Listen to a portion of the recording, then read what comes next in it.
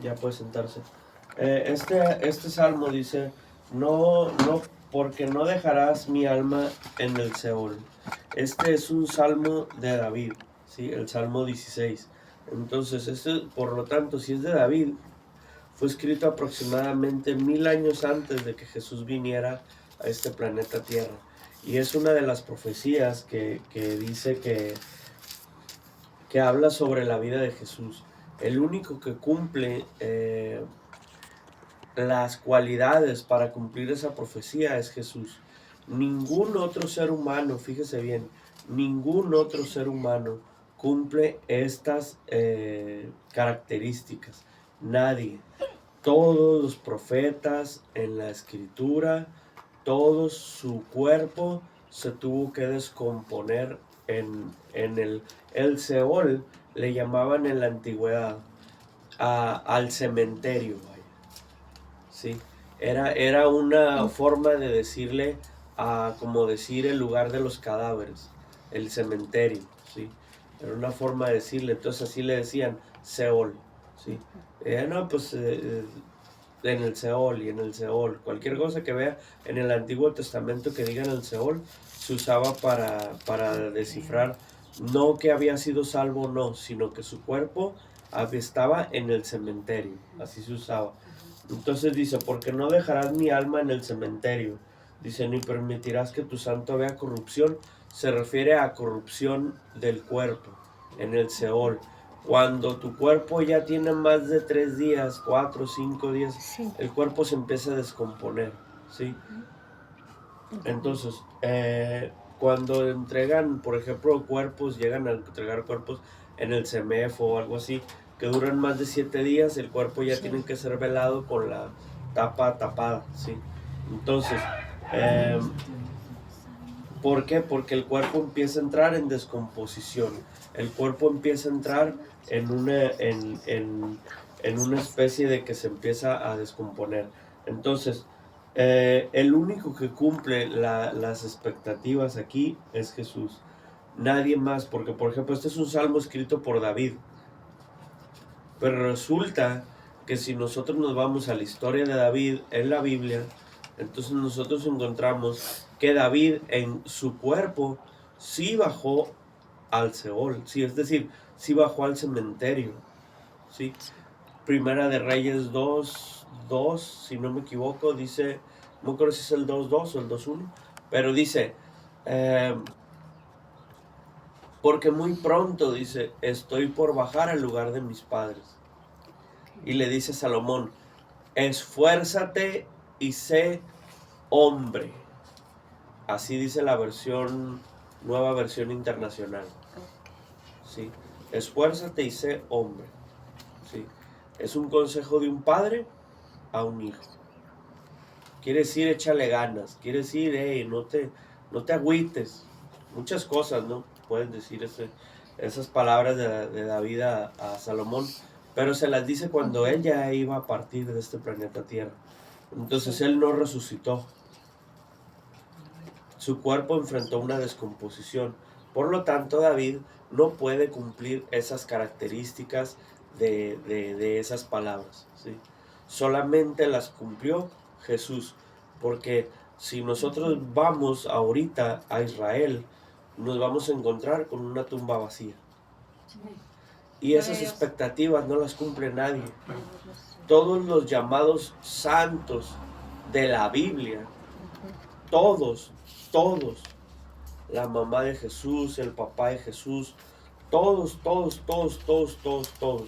los profetas, Isaías, Jeremías, todos enfrentaron descomposición en su cuerpo, todos. Si nos vamos a todas las otras tumbas, todas las tumbas de todas las demás, de los profetas, de las demás religiones, no sé, el budismo, todas las tumbas están vacías, todas las tumbas están llenas, ¿sí? Entonces, el único que cumple estas características es Jesús. Es el único hombre que puede tener su tumba vacía. Gloria a ¿sí? Dios. Porque tiene cuerpo de hombre, ¿sí? Que tenga espíritu y alma de Dios, tenía cuerpo de hombre. Entonces, vemos cómo David no cumple estas expectativas. Luego nos vamos a Jonás 1:17. Váyase y yo se lo voy leyendo.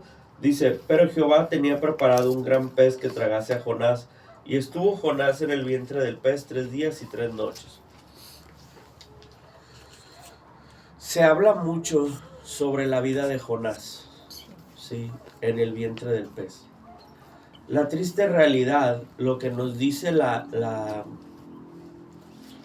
pues ahora sí que las leyes naturales de la física, de todo lo que conocemos, es que tristemente Jonás murió en el vientre del pez. Ningún ser humano puede durar 3 días vivo ahí adentro de un pez. ¿Sí? La Biblia no especifica bien si se la pasó vivo o muerto. Solo dice que se la pasó 3 días en el vientre del pez. Pero por lógica, tuvo que morir. ¿Cómo reforzamos esto? Ahí le va. Dice en Mateo 12, del 39 al 41, dice Jesús, y lo dijo Jesús, dice, porque como estuvo Jonás en el vientre del gran pez 3 días y 3 noches, así, esa es la palabra que nosotros vamos a tomar, así, de la misma manera, de la misma forma, estará el Hijo del Hombre en el corazón de la tierra 3 días y 3 noches. Por eso, en la teología se toma esto como Jonás tuvo que haber muerto en el vientre del pez. ¿Sí? De la misma forma, de la misma manera. Dice, así estará el Hijo del Hombre. Se refiere a Jesús mismo. ¿Sí? Entonces, nos regresamos otra vez a Jonás 1:17. Dice, estuvo Jonás en el vientre del pez 3 días y 3 noches. Entonces Jesús viene y cumple esta profecía. Jesús viene y cumple esta promesa, ¿sí? De estar 3 días y 3 noches en el centro de la tierra, ¿sí? En aquel entonces, según Lucas, existía un lugar que se llamaba el seno de Abraham. El seno de Abraham no era otra cosa más que era un lugar donde iban todas las personas antes de que Jesús viniera a este planeta Tierra, y que se habían hallado justos, salvos, obviamente según sus obras, no según la fe en Cristo Jesús, porque todavía no era el tiempo de la gracia, sino según sus obras. Entonces se habían encontrado salvos. Entonces vemos cómo Jesús baja a ese seno de Abraham, y es donde le dice al ladrón en la cruz, le dice, de hecho te digo que hoy mismo estarás conmigo en el paraíso. Se refería a ese. ¿Por qué se tiene que referir al seno de Abraham? Porque la Biblia no puede contradecirse. ¿Por qué se refiere al seno de Abraham? Porque luego le dice, cuando se le aparece a María, le dice, no me toques. Le dice, porque aún no he subido al Padre. ¿Dónde está el Padre? En el cielo, en el tercer cielo. Eso quiere decir que Jesús no había ido al cielo todavía. Él estuvo 3 días, 3 días en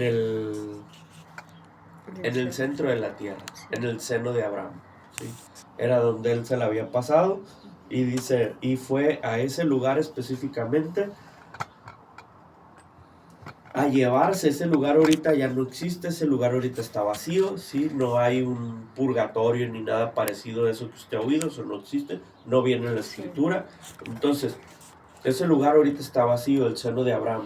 Cuando Jesús aparece a predicar a todos ellos, y se los lleva, ¿no? Y automáticamente, por medio de Jesús, todos ya tenían entrada al cielo, ¿sí? Entonces, eso solo lo pudo lograr Jesús. Ningún otro pudo lograr por sus propios medios, por sus propios méritos, poder entrar al cielo. Fíjese lo que dice la escritura en Lucas. Dice que aún Abraham, al que conocemos nosotros como el padre Abraham, aún él estaba en el seno de Abraham, según Lucas. ¿Sí? Entonces, son palabras de Jesús, no son palabras escritas por ningún otro más que por Jesús mismo. ¿Sí? Entonces, dice, así como Jonás estuvo en el vientre del pez, ¿sí? Ningún otro cumple las cualidades para poder reclamar esa profecía. Dice Jesús, yo pongo mi vida, dice, dice, a mí nadie me quita la vida, dice, yo mismo pongo mi vida y yo mismo tengo derecho de quitarla, de volverla a tomar. ¿Sí? Entonces vemos cómo esta es una profecía que solo cumple Jesús. Entonces esto nos lleva a la siguiente pregunta. ¿Aceptamos o rechazamos el sacrificio que hizo Jesús en la cruz? Ese sacrificio que hizo de venir y resucitar, de venir y morir y resucitar al tercer día. Con nuestras acciones podemos decir que lo aceptamos, o con nuestras mismas acciones lo rechazamos. ¿Sí? Vámonos a Salmo 118, 22. La piedra angular. Dice el 118, 22, dice, la piedra que desecharon los edificadores ha venido a ser la cabeza del ángulo, la piedra angular. ¿Sí? ¿Qué era la piedra angular? En la antigüedad se usaba mucho en las pirámides, ¿sí? Es conocida. Usted la detecta porque ya ve la forma de la pirámide, así triangular, por todos lados, en cubo, pues, esférica, triangularmente, pues, como se dice. Y la piedra angular era la que quedaba en la mera punta, sí, porque esa piedra sostenía todas las 4 paredes. La piedra angular se conocía en la ingeniería, en la arquitectura de aquel entonces, de la antigüedad, como la piedra que unía 2 paredes. En este caso, la piedra angular de las pirámides unía 4 paredes, porque estaban así. Y si no estuvieran apoyadas todas en la piedra angular, no pudieran sostenerse. Si solo quieres poner una sola pared sostenida en una sola piedra angular, pues se caería. No tiene base para sostenerse. Sí. Pero si las 4 paredes todas las partes están en una misma cabeza angular, entonces en una sola piedra angular, entonces pueden sostenerse. Así es. Y esas paredes somos usted y yo. Esas paredes somos usted y yo. Y la piedra angular, pues, es Cristo. No es ningún otro personaje de la Biblia, no es ninguna otra persona más que Jesús solamente. ¿Sí? Porque la Biblia lo dice, no hay otro nombre dado a los hombres más que el de Jesús. Amén. Sí, no hay otro nombre. Entonces, Jesús es la piedra angular, dice, pero la desecharon los edificadores. ¿Quiénes son los edificadores? Los edificadores son los antiguos fariseos. ¿Sí? Dice, a los suyos vino y los suyos no le recibieron. Dice, pero todo el que le recibió, se le dio poder, potestad de ser hechos hijos de Dios, a los que lo recibieron. ¿Sí? Entonces, Jesús es la piedra angular que desecharon todos los edificadores. Entonces, nosotros podemos decir, ¿no? Pues que malos, sí, que feo, que lo desechen, no sé qué. Pero ¿qué pasa cuando tú y yo pecamos? ¿Qué pasa cuando tú y yo pecamos? Cada que nosotros pecamos, nosotros desechamos también esa piedra angular. Cada que nosotros pecamos, nosotros le estamos diciendo a ese sacrificio que Jesús hizo de venir y morir a este planeta Tierra, le decimos no. Cada que nosotros pecamos, nosotros le decimos a ese sacrificio que Jesús hizo, ¿sabes qué, Jesús? Quédate aquí en la esquina. Es parecido a lo que pasa en la Navidad. Se supone que la Navidad viene de la palabra natalicio. Y la palabra natalicio se refiere al nacimiento de Jesús. Pero ¿qué es lo que hacemos en la Navidad? Hacemos de todo, menos acordarnos del nacimiento, del sacrificio que Jesús hizo de venir a este planeta Tierra, a nacer para morir. Qué triste, ¿no? Que te pongan una tarea así, que te dicen, oye, ¿sabes qué? Te voy a mandar a cierto lugar, pero allá te va a pasar esto, te van a quitar tu dinero y que tú sepas, pero que de todos modos tienes que ir. Pero lo hizo para salvar a la humanidad. Lo hizo con todo el amor del mundo. Entonces, o sea, Amén. La piedra que desecharon los edificadores, ¿sí? Sí. Los constructores. ¿Sí? Muchas de las veces nosotros nos convertimos en esos constructores también. ¿Por qué? Porque cuando nos hacemos sabios en nuestra propia opinión. Cuando nadie nos puede decir nada porque ya todos lo sabemos. Cualquier tema, no sabes, trabajé en tal parte y yo me las sé todas.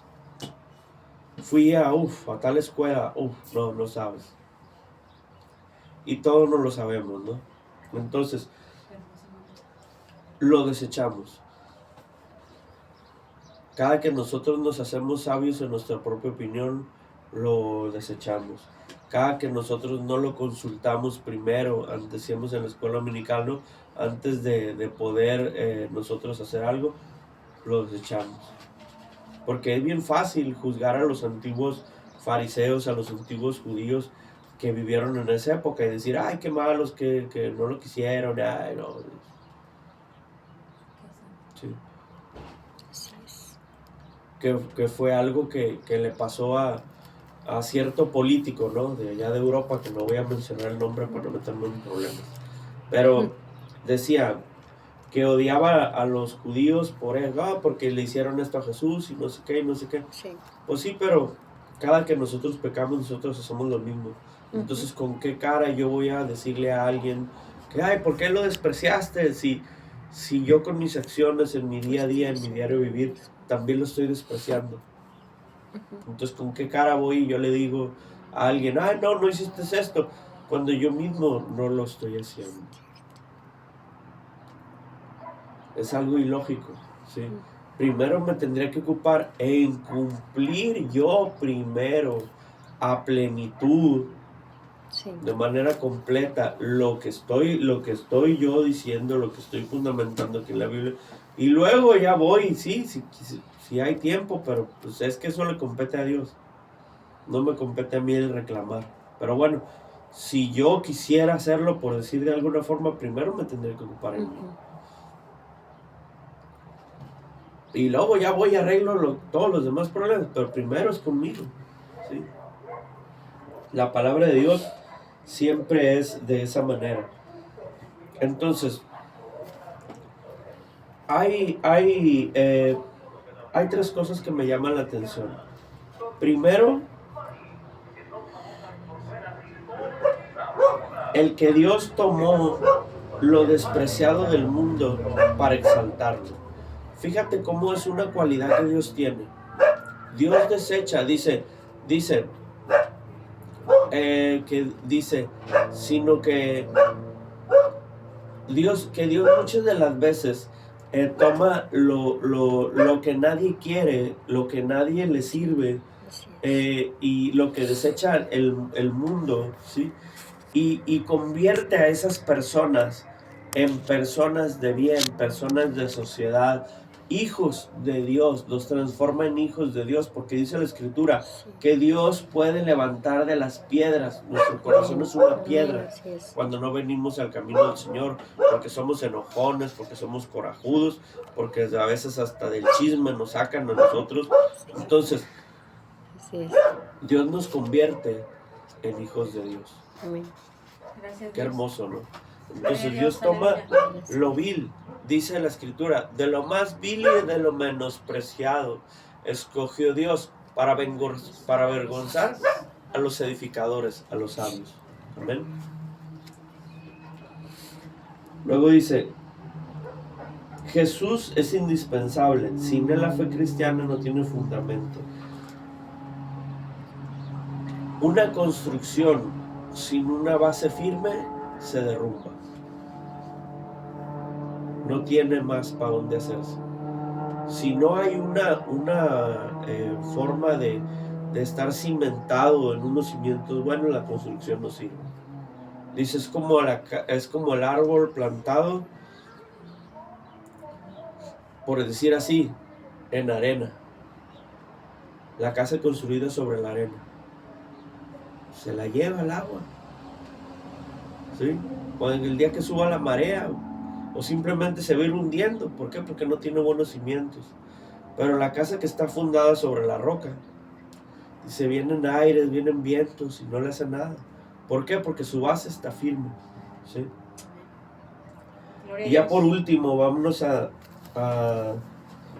Daniel 7:14, el reino eterno de Dios. Vamos a ver dos versículos. El primero es Daniel 7:14. Y el segundo, por si lo quiere ir anotando, es Isaías 9:7. Pero vámonos primero a Daniel 7:14. Dice, y le fue dado dominio, gloria y reino, para que todos los pueblos, naciones y lenguas le sirvieran. Su dominio es dominio eterno, que nunca pasará, y su reino uno que no será destruido. Este se refiere un tanto más al reino milenial de Cristo aquí en la tierra, pero también se refiere al reino de hoy en día, ¿sí? El reino de Dios, porque hay muchas de las veces tenemos un concepto erróneo del reino de Dios. Uno dice, dice la Escritura, porque sin el que no naciera de nuevo, dice Jesús, dice, no puede ver el reino de Dios, ¿sí? Entonces nosotros decimos, el reino de Dios quiere decir que no puede entrar al cielo a ver el reino de Dios. El reino de Dios también está aquí en la tierra. Porque hay dos tipos de soldados de Dios. Está la reserva, que está allá, son todos los que ya murieron, todos los que ya están en el cielo con Cristo. Y está la iglesia militante, la iglesia de la milicia.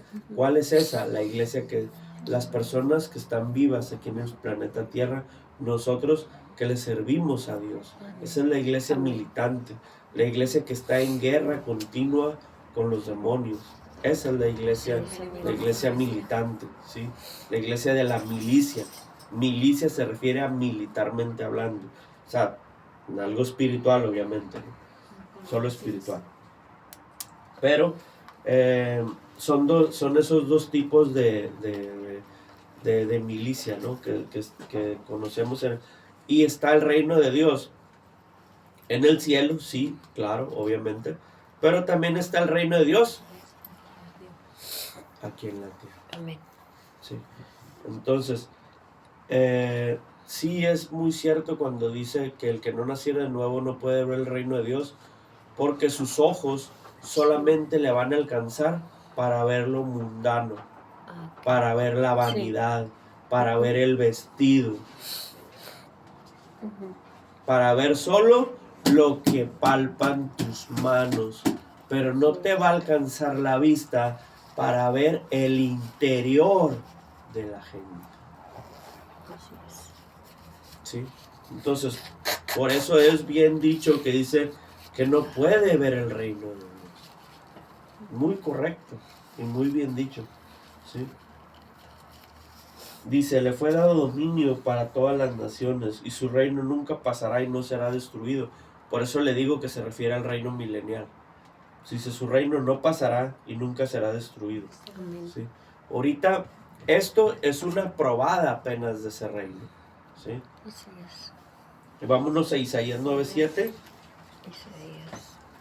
Dice, lo dilatado de su imperio y la paz no tendrá límite.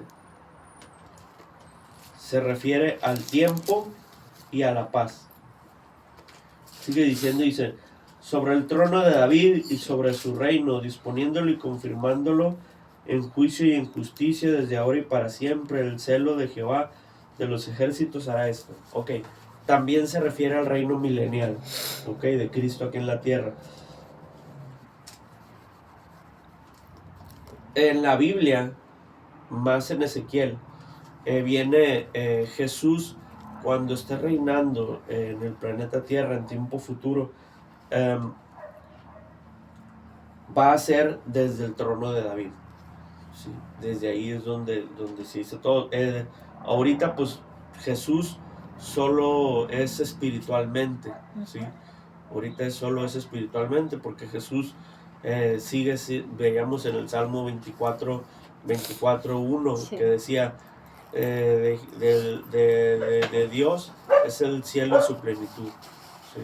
Entonces, Él le pertenecen. Luego vienen en la gran comisión en Mateo 28:18, dice Jesús, toda potestad me es dada en el cielo y en la tierra. Entonces, Jesús es el dueño de todo. Sí. ¿Sí? Entonces, pero aquí te especifica que lo va a hacer desde el trono de David. Entonces, ya para terminar, ¿cómo tomamos nosotros ese sacrificio de Jesús en la cruz? Ya vimos varios versículos que hablan sobre la profecía de que Jesús vino, Jesús murió, fue desechado, y te está hablando también del reino milenial que viene después. Entonces, pero ¿cómo tomamos nosotros ese sacrificio de Jesús en la cruz? ¿Verdaderamente nosotros abrazamos ese sacrificio o lo desechamos con nuestras acciones? ¿Sí? Dios los bendiga, Dios los cuide, Dios los guarde. Salud.